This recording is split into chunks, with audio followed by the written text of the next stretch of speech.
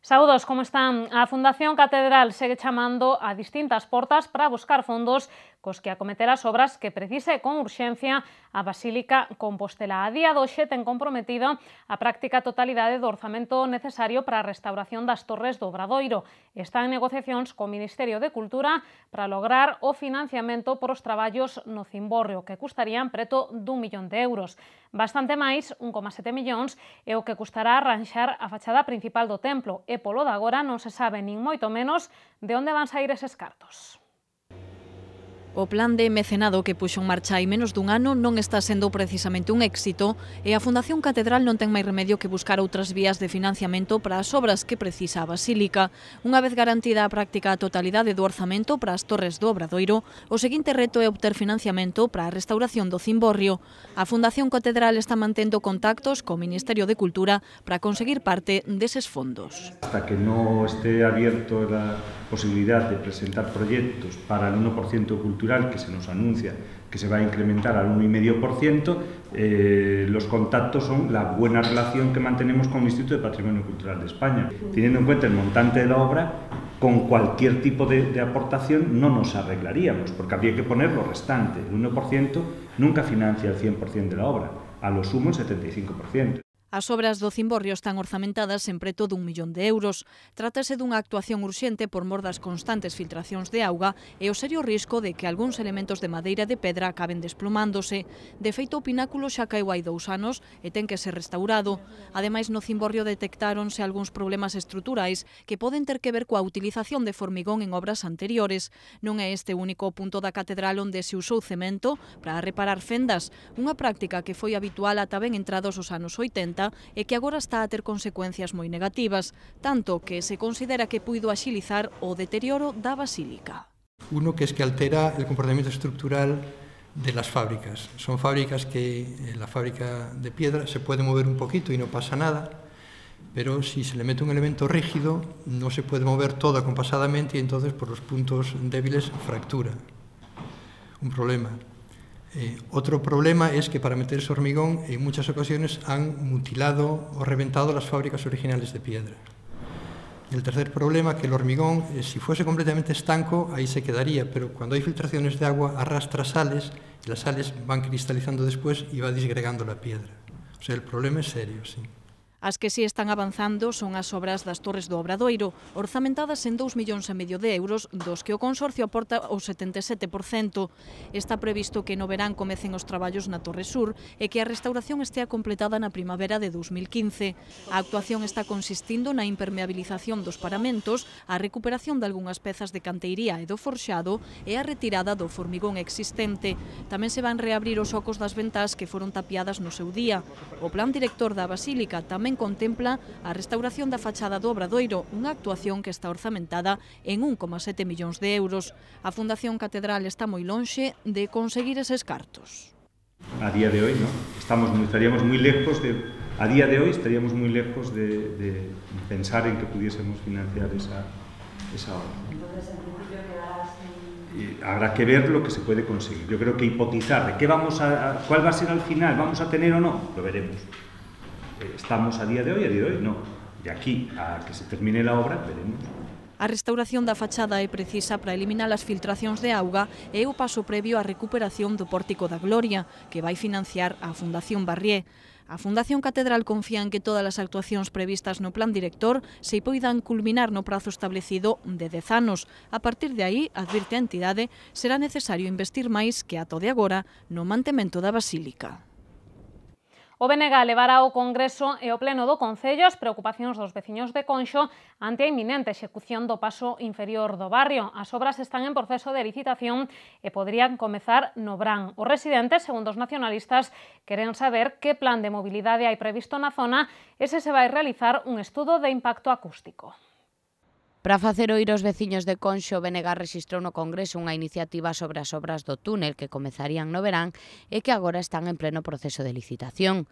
No escrito, que tamén trasladarán ao Goberno local no pleno ordinario deste mes, os nacionalistas preguntan polo plan de tráfico previsto na zona para os 12 meses que durarán os traballos. O Bloque tamén está preocupado polo impacto acústico que pode ter a actuación. os ruídos desas obras, como lles van a afectar a todas as vivendas circundantes. Ben, nos preguntamos en esta iniciativa que presentamos xa hai algúns días, entre outras cuestións, se existe precisamente un estudio de impacto acústico por execución desas obras. É importante porque, como digo, estamos a falar de unha zona con moitísimas vivendas e, evidentemente, con moitísimos veciños e veciñas. Segundo os nacionalistas, a principal queixa dos veciños de Conxo é a falta de información. Non entanto, a Concelleira de Urbanismo explicou que xa mantivo distintos encontros con responsables de Fomento.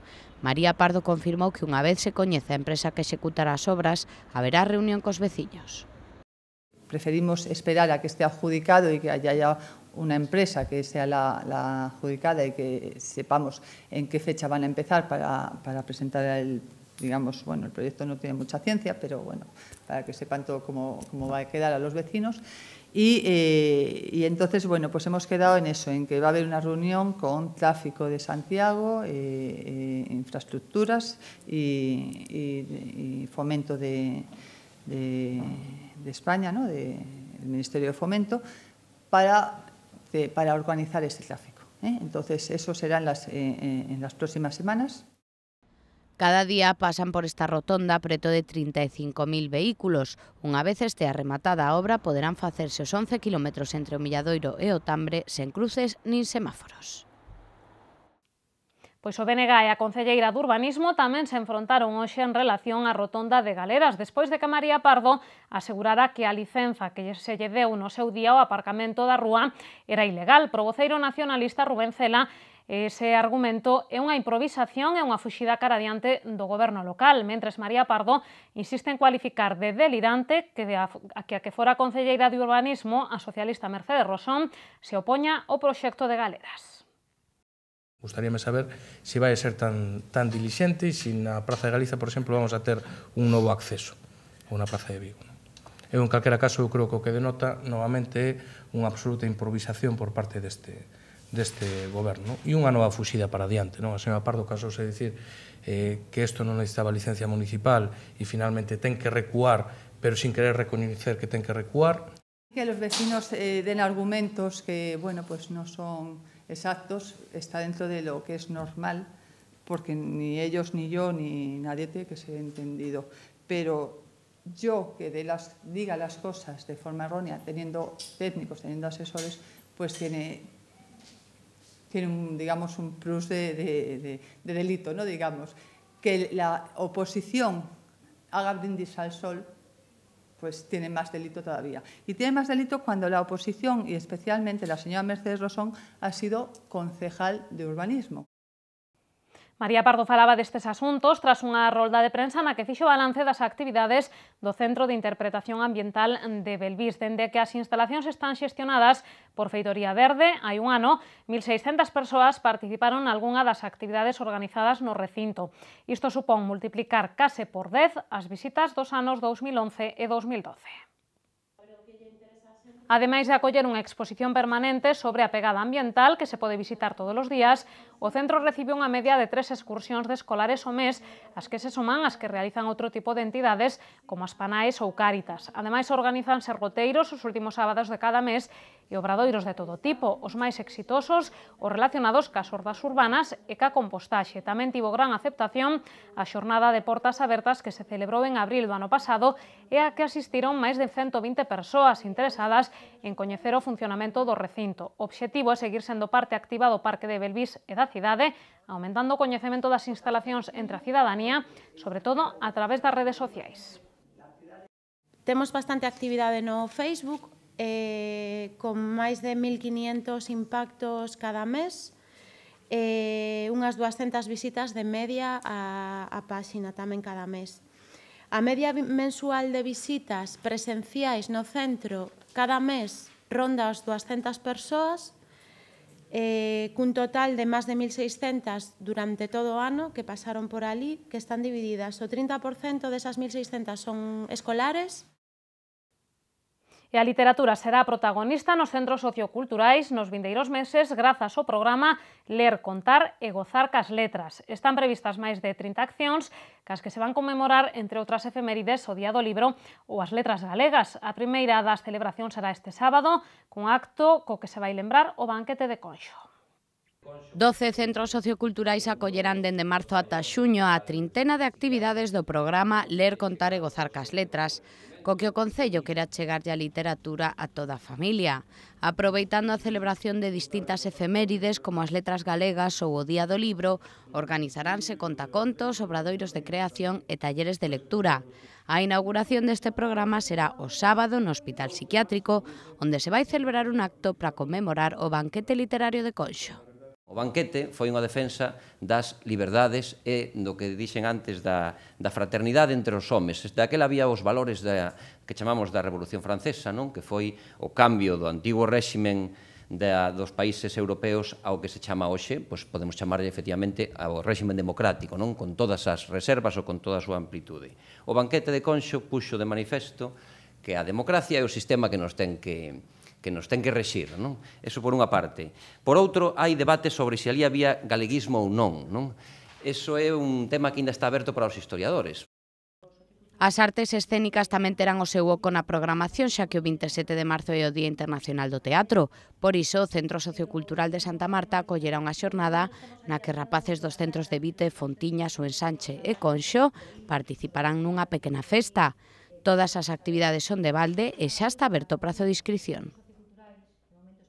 Contámoslles tamén que o Centro Dramático Galego estrea novo espectáculo, Longa Viaxe cara a noite. Trátase dun drama autobiográfico do Premio Nobel de Literatura Eugene O'Neill, que se poderá ver dende o sábado 22 ata o 6 de abril no Salón Teatro.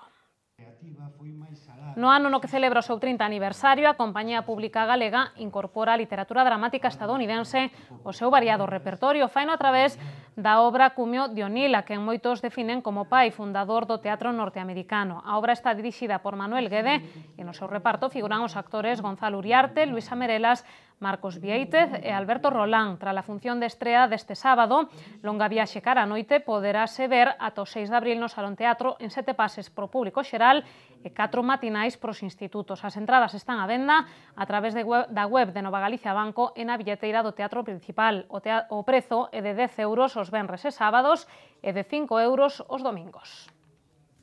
Pois anoten esta obra de teatro xunto con esta outras suxestións que lles achegamos na nosa axenda.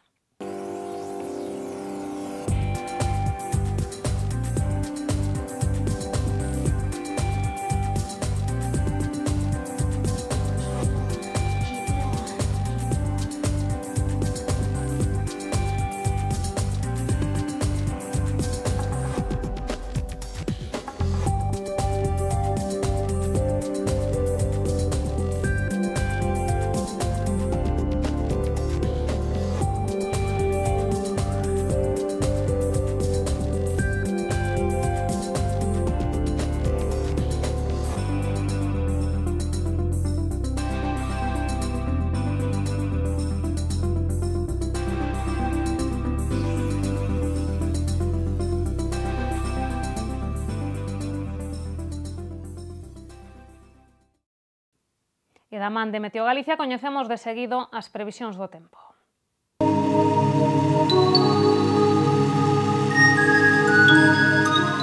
Pedras de Santiago ofrécelle a información do tempo.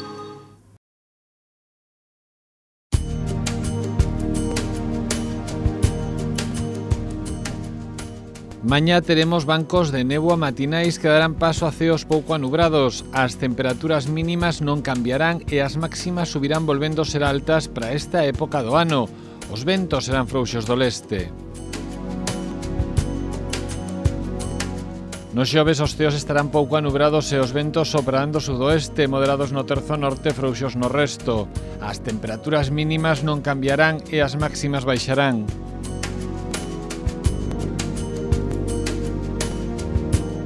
No venres, unha profunda borrasca cruzará Galicia deixando ceos cubertos e chuvias que comezarán pola mañá na provincia da Coruña e pola tarde serán xeneralizadas.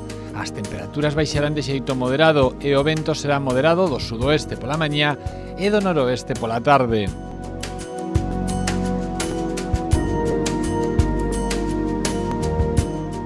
Mañá en Santiago teremos ceos con nubes altas e ventos frouxos do leste pola mañá e de dirección variable pola tarde. A temperatura mínima baixará ata os 6 graus, pero a máxima subirá ata os 19.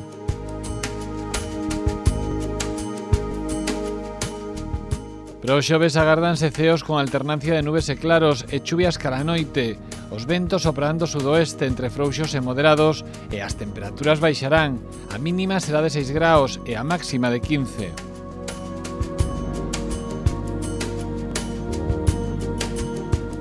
No venres os ceos estarán cubertos con chuvias máis intensas pola mañá. Os ventos serán moderados do sur pola mañá e de dirección variable pola tarde. As temperaturas máximas baixarán de xeito notable ata os 10 graus e a mínima subirá ata os 9.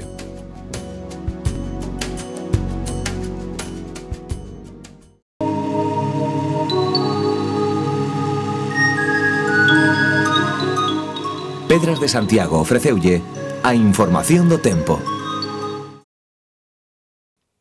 Pois ata aquí chegaron as novas doxe, non se movan, regresamos de contado co preguntoiro.